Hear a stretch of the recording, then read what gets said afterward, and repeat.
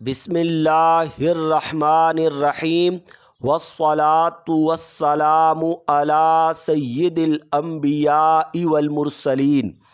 السلام علیکم ورحمۃ اللہ وبرکاتہ۔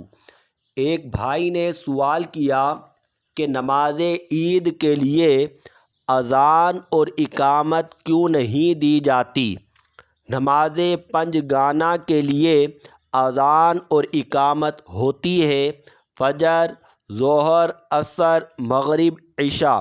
نماز پنج گانہ کے لیے اذان اور اقامت دی جاتی ہے، جبکہ عید کی نماز کے لیے نہ اذان دی جاتی ہے اور نہ ہی اقامت۔ اور ایک اور سوال کیا کہ جمعے کا خطبہ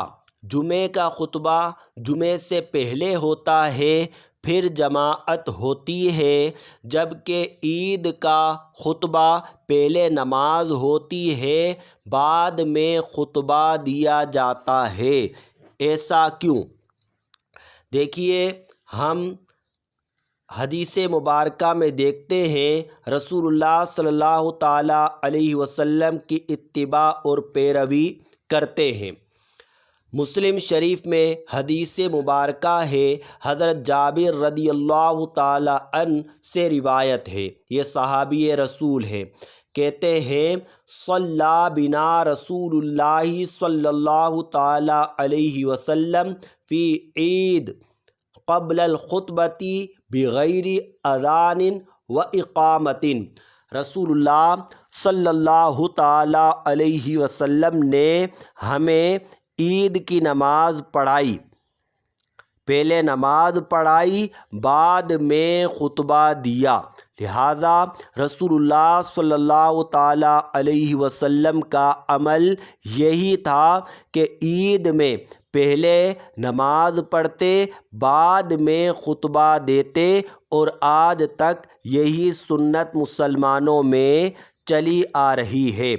آگے فرمایا بغیر اذان و اقامت، عید کی نماز کے لیے نہ اذان ہوئی اور نہ ہی اقامت، لہٰذا نماز عید کے لیے اذان اور اقامت اس لیے نہیں کہ حضور علیہ الصلاۃ والسلام نے نماز عید کے لیے اذان و اقامت کا اہتمام نہیں کیا، لہٰذا نماز عید کے لیے نہ اذان دی جائے گی نہ اقامت کہی جائے گی۔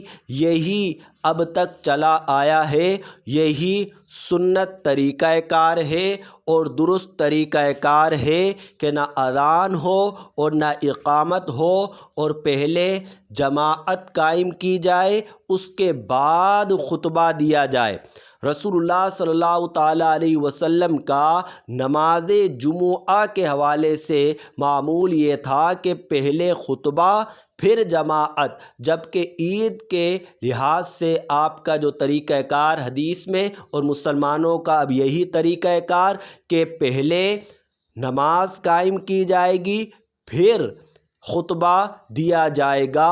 واللہ اعلم بالصواب، وآخر دعوانا ان الحمد للہ رب العالمین۔